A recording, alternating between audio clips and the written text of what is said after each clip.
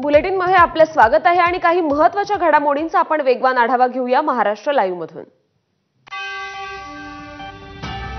मीनाताई ठाकरेंच्या पुतळ्यावर रंग टाकणाऱ्याला अटक करण्यात आली आहे। उपेंद्र पावसकर असं आरोपीचं नाव असून त्यांनी गुन्हा केल्याची कबुली दिल्याची सूत्रांची माहिती आहे। संपत्तीच्या वादात उद्धव ठाकरे आणि आदित्य ठाकरे हस्तक्षेप करत असल्याचा आरोप उपेंद्र पावसकर याने अटकेनंतर केलाय, सूत्रांनी ही माहिती दिली आहे। उद्धव ठाकरेंनी मीनाताई ठाकरे यांच्या पुतळ्याच्या ठिकाणी येत पाहणी केली। दरम्यान ज्याला आपल्या आईवडिलांचं नाव घ्यायची लाज वाटते अशा समाजकंटकानं हे कृत्य केलं असल्याचं उद्धव ठाकरेंनी म्हटलं। तर बिहारमध्ये ज्याप्रमाणे मोदींचा आईसोबतचा व्हिडिओ व्हायरल करून बिहार बंद करण्याचा असफल प्रयत्न झाला, तसाच महाराष्ट्र पेटवण्याचा हा डाव असल्याचा आरोपही उद्धव ठाकरेंनी केलाय। एकतर यामागे अशी व्यक्ती असू शकते की ज्याला स्वतःच्या आईवडिलांचं नाव घ्यायला शरम वाटते, लाज वाटते, अशा कोणतरी लावारिस माणसाने केलं असेल।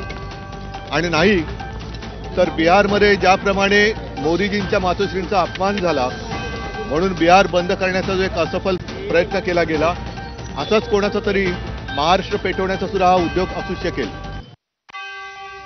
मीनाताई ठाकरे यांच्या पुतळ्यावर लाल रंग टाकल्याची घटना घडल्यानंतर उपमुख्यमंत्री एकनाथ शिंदेंनी पत्रकारांशी बोलताना ही घटना अतिशय निंदनीय असल्याचं म्हटलंय। तर कोणत्याही परिस्थितीत या समाजकंटकाला सोडलं जाणार नाही, या संदर्भात आपण स्वतः पोलीस आयुक्तांशी बोलल्याची माहितीही शिंदेंनी दिली आहे। हा दुर्दैवी प्रकार आहे, त्याचा खऱ्या अर्थाने निंदा करावी, निषेध करावा तेवढा थोडा आहे आणि म्हणून पोलिसांना सूचना दिलेल्या आहेत की तात्काळ त्याच्यामधून ज्यांनी कोणी केला असेल त्याच्यावर कठोर कारवाई करावी। मीनाताईंबद्दल प्रत्येक शिवसैनिकाच्या मनात आदर असून त्यांच्या पुतळ्यावर रंग टाकण्याची घटना ही अतिशय निंदनीय असल्याची प्रतिक्रिया गृहराज्यमंत्री योगेश कदम यांनी दिली आहे। तर संबंधित पोलीस अधिकाऱ्यांना कायदेशीर कडक कारवाई करण्याचे आदेश दिलेत। कारण आणि उद्देश काय आहे त्यावर कारवाई करण्यात येईल असंही योगेश कदम यांनी म्हटलं। शिवसैनिक म्हणून तर कारवाई व्हावी ही इच्छा तर आहेच, परंतु गृहराज्यमंत्री म्हणून देखील संबंधित पोलीस अधिकाऱ्यांना या व्यक्तीला त्वरित शोधून त्याला ताब्यात घेण्याचे आदेश आम्ही दिलेले आहेत। त्याच्यावरती कायदेशीर कडक कारवाई करण्याचे निर्देश हे आम्ही दिलेले आहेत। मीनाताई ठाकरेंच्या पुतळ्यावर रंग फेकल्याची घटना अत्यंत संतापजनक असल्याची एक्सपोस्ट खासदार सुप्रिया सुळेंनी केली आहे। आम्ही सर्वजण त्या घटनेचा निषेध करत असल्याचंही सुप्रिया सुळेंनी म्हटलं। तर या घटनेची सखोल चौकशी करून आरोपीला कठोर शिक्षा करण्याची मागणीही सुप्रिया सुळेंनी केली। मुंबईत मीनाताई ठाकरेंच्या पुतळ्यावर लाल रंग टाकण्यात आला। या घटनेचे पडसाद राज्यभरात इतर भागात उमटल्याचं सुद्धा बघायला मिळालंय। नाशिकच्या मनमाडमध्ये शिवसेना आमदार सुहास कांदेंनी या घटनेचा तीव्र निषेध करत दोषींवर कारवाई करण्यासाठी पोलिसांना निवेदन दिलं। उद्धव ठाकरेंकडून शिवसेना भवनात शाखा प्रमुखांना मार्गदर्शन करण्यात आलंय। यावेळी जो आपल्यासोबत येईल त्याला 100% साथ द्या असं आवाहन उद्धव ठाकरेंनी केलं। तर विरोधकांना आपल्याला निवडणुकीत गाडायचं आहे, भाजपनं आपला पक्ष आणि चिन्ह चोरला असं म्हणत ठाकरेंनी भाजपवर हल्लाबोल चढवला। लोकांच्या संपर्कात राहा, दुबार मतदानावर लक्ष द्या, फार तर फार 100 दिवस उरलेत, कामाला लागा, भूलथापांना बळी पडू नका अशा सूचना उद्धव ठाकरे यांनी शाखा प्रमुखांना दिल्या आहेत। स्थानिक स्वराज्य संस्थांच्या निवडणुकांच्या पार्श्वभूमीवर उद्या उद्धव ठाकरे कल्याण आणि अंबरनाथमध्ये कार्यकर्त्यांचा मेळावा घेणार आहेत। मनसेकडून या मेळाव्यासाठी जोरदार तयारी करण्यात येत असून मनसेचे ठाणे जिल्हाध्यक्ष अविनाश जाधव यांनी पदाधिकाऱ्यांची आढावा बैठक घेतली।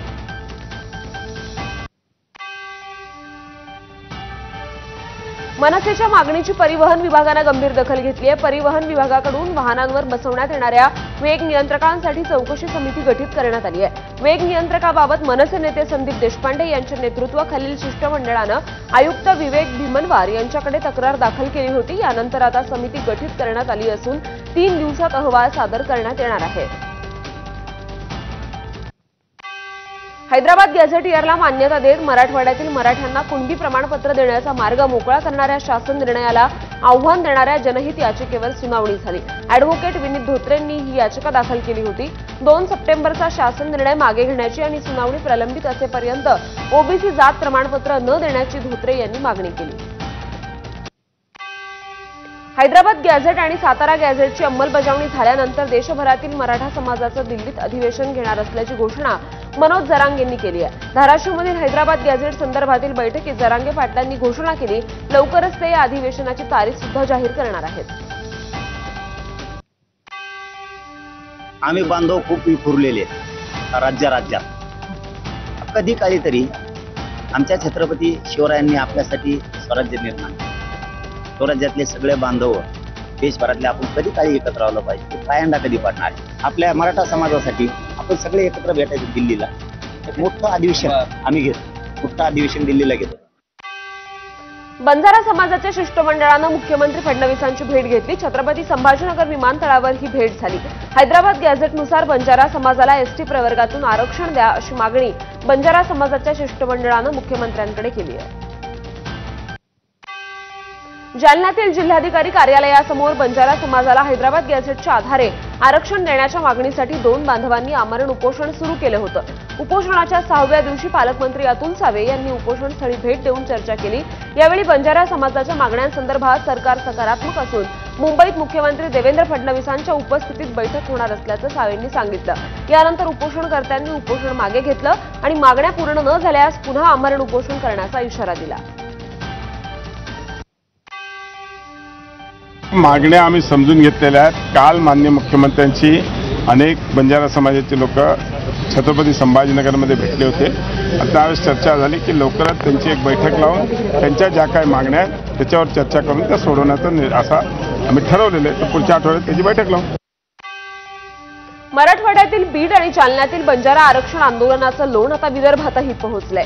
अकोल्यात बंजारा समाजाचा अनुसूचित जमाती प्रवर्गात समावेशासाठी अकोला जिल्हाधिकारी कार्यालयावर 1 दिवसीय धरणे आंदोलन करण्यात आलं। यावेळी जिल्हाभरातून पारंपरिक बंजारा वेशातील महिलांसह बंजारा समाज मोठ्या संख्येनं उपस्थित होता। तर मागण्या पूर्ण न झाल्यास हे आंदोलन अधिक आक्रमक होण्याचा इशारा यावेळी बंजारा समाजाच्या वतीनं देण्यात आला। यवतमाळच्या उमरखेडमध्ये सकल ओबीसी समाजाच्या वतीनं उपविभागीय अधिकारी कार्यालयावर मोर्चा काढण्यात आला। ओबीसी आरक्षणाची मर्यादा वाढवण्याची गरज असताना मराठा समाजाला कुणबी प्रमाणपत्र देण्यात येत असल्यानं ओबीसी समाजानं रोष व्यक्त केला। तसंच हा ओबीसींवर अन्याय असून हा अन्याय खपवून घेतला जाणार नसल्याचा इशाराही त्यांनी यावेळी दिला। नाशिक जिल्हाधिकारी कार्यालयात कुंभमेळ्याच्या कामाचा आढावा घेतल्यानंतर मंत्री गिरीश महाजन नाशिक महापालिकेच्या कामांचा आढावा घेण्यासाठी महापालिकेत पोहोचले होते। त्यावेळी स्थानिक कंत्राटदारांनी त्यांना घेराव घातला। आम्ही भाजपला मदत केली पण भाजपमुळे आम्ही बेरोजगार झालो अशी तक्रार कंत्राटदारांनी केली। जळगावमध्ये जिल्हाधिकारी कार्यालयात प्रहारच्या कार्यकर्त्यांसह पोलिसांनी गोंधळ घातला। बच्चू कडूंच्या सभास्थळी निवेदन घेण्यासाठी जिल्हाधिकारी न आल्यानं बच्चू कडू निवेदन देण्यासाठी शेतकऱ्यांसह जिल्हाधिकारी कार्यालयात आले होते।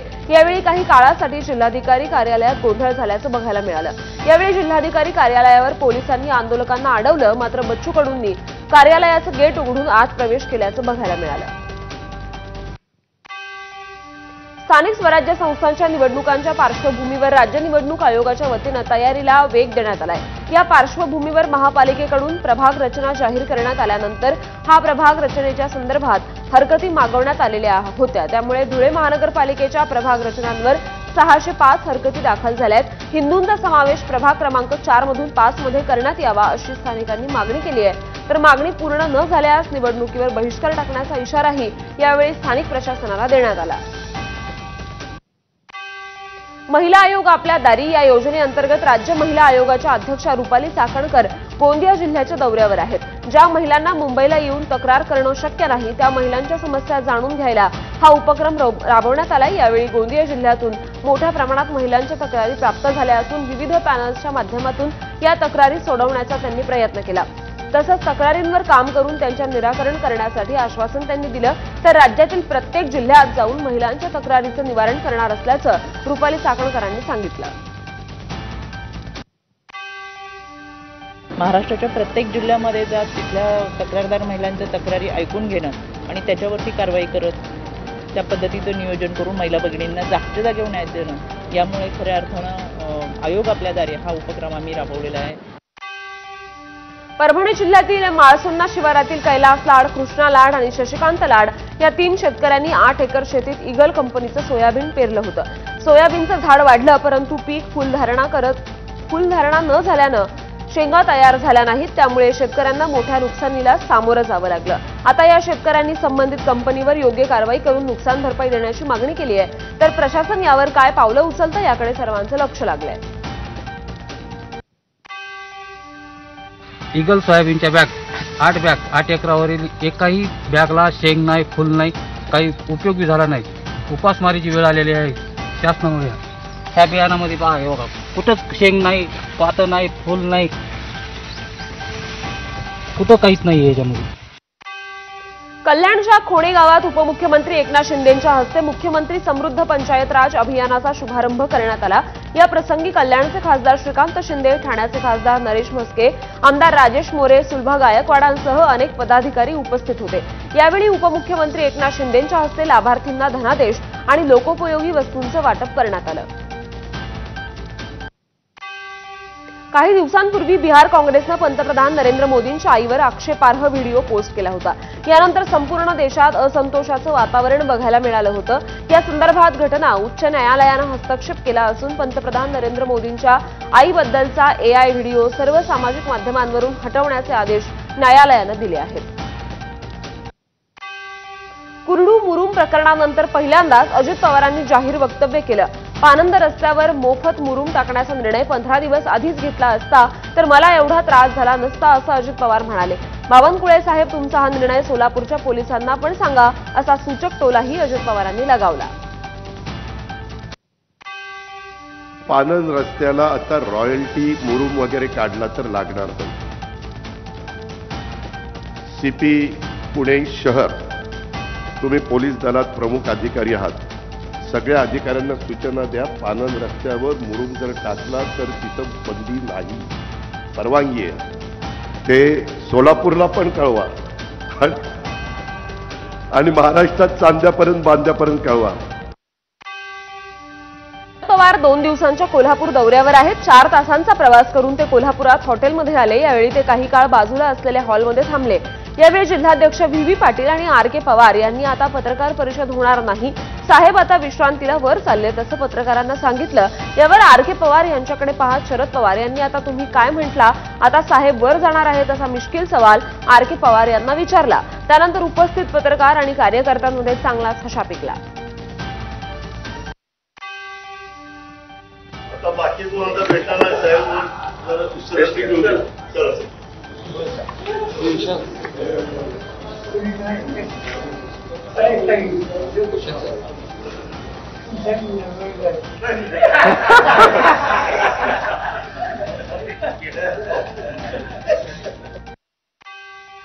अकोल्यात ओबीसी आरक्षण बचाव समितीकडून आमरण उपोषण सुरू असून आज या आंदोलनाचा 4था दिवस आहे। अकोला जिल्हाधिकारी कार्यालयासमोर सुरू असलेल्या या उपोषणात मराठा समाजाला ओबीसी आरक्षण देण्याच्या निर्णयाला विरोध केला जातोय। उपोषणकर्त्यांमध्ये पुष्पा गुलवाडे, भाऊसाहेब मेडशीकर, शंकर पारेकर, जनार्दन हिरळकर आणि राजेश ढोमणे यांचा समावेश असून राजेश ढोमणे यांची प्रकृती खालावली आहे। जातीनिहाय जनगणना करावी, 50% आरक्षण मर्यादा हटवावी आणि सर्व आर्थिक महामंडळांना निधी द्यावा या मागण्यांसाठी त्यांचं उपोषण सुरू आहे। जालना शहरात सकल धनगर समाजाच्या वतीनं आंदोलक दीपक बोराडे हे आमरण उपोषणाला बसले असून धनगर समाजाला ST प्रवर्गात सामावून घ्यावं आणि जात प्रमाणपत्रांचं तात्काळ वाटप करावं अशी त्यांची ठाम मागणी आहे। या उपोषणाला पाठिंबा देण्यासाठी जिल्ह्याच्या कानाकोपऱ्यातून मोठ्या संख्येनं धनगर समाज बांधव जालना शहरात दाखल झाले। दरम्यान जोपर्यंत धनगर समाजाला STचं प्रमाणपत्र मिळत नाही तोपर्यंत उपोषण सुरूच राहील असा थेट इशारा उपोषणकर्ते दीपक बोराडे यांनी सरकारला दिला आहे। हिंगोलीच्या कळमनुरी आणि उपविभागीय कार्यालयावर ओबीसींचा एल्गार मोर्चा काढण्यात आला होता। यावेळी लक्ष्मण हाकेंनी आता दांडके नाही तर कोयते काढू असा इशारा सरकारला देत ओबीसींचं वजन राखण्याचा सल्ला दिलाय। आता नवा वाद चिघळण्याचं चिन्ह निर्माण झालंय।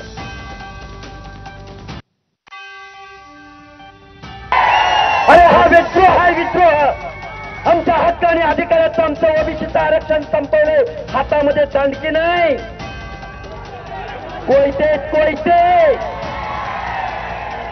आम्ही संविधान मानतो म्हणजे तुम्ही आम्हाला येड्यात करताय।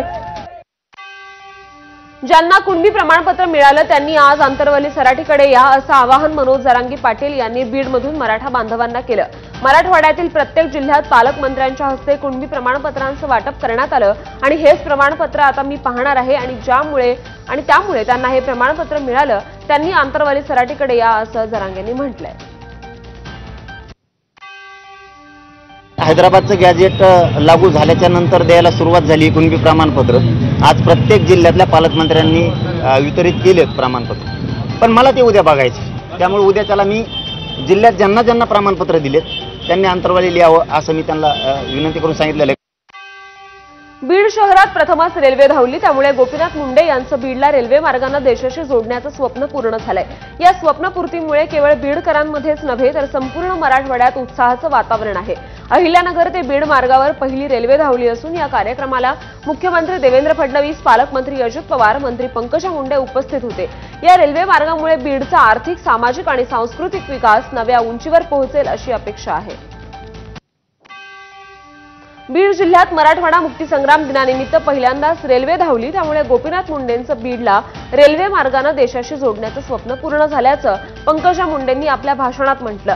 यावेळी मंत्री पंकजा मुंडेंनी भाषण करताना रेल्वेसाठी कुणाचं योगदान किती होतं सर्वांना माहीत आहे, त्यामुळे आपण श्रेयवादाच्या लढाईत जाणार नसल्याचं यावेळी पंकजा मुंडेंनी वक्तव्य केलं।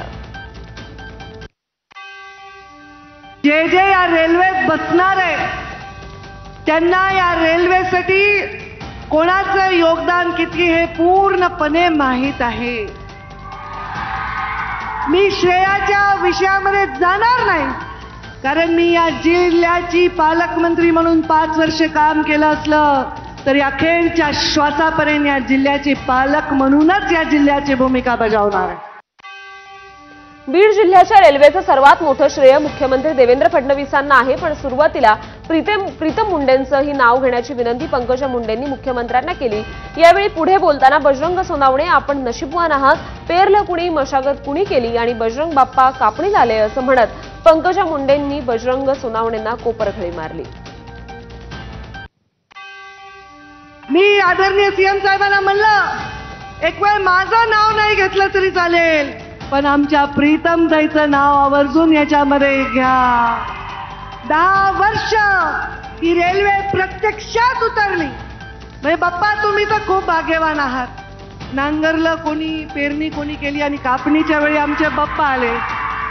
पण आम्हाला आनंद आहे की तुम्ही रेल्वेला आणखी विकासाकडे नेण्यासाठी प्रयत्न करतात, त्याच्यासाठी सुद्धा आम्ही तुमच्या पाठीशी खंबीरपणे उभं राहिल्याशिवाय राहणार नाही। आणि यासोबत महाराष्ट्र लाईव्ह मध्ये एक छोटासा ब्रेक, बघत रहा एबीपी माझा।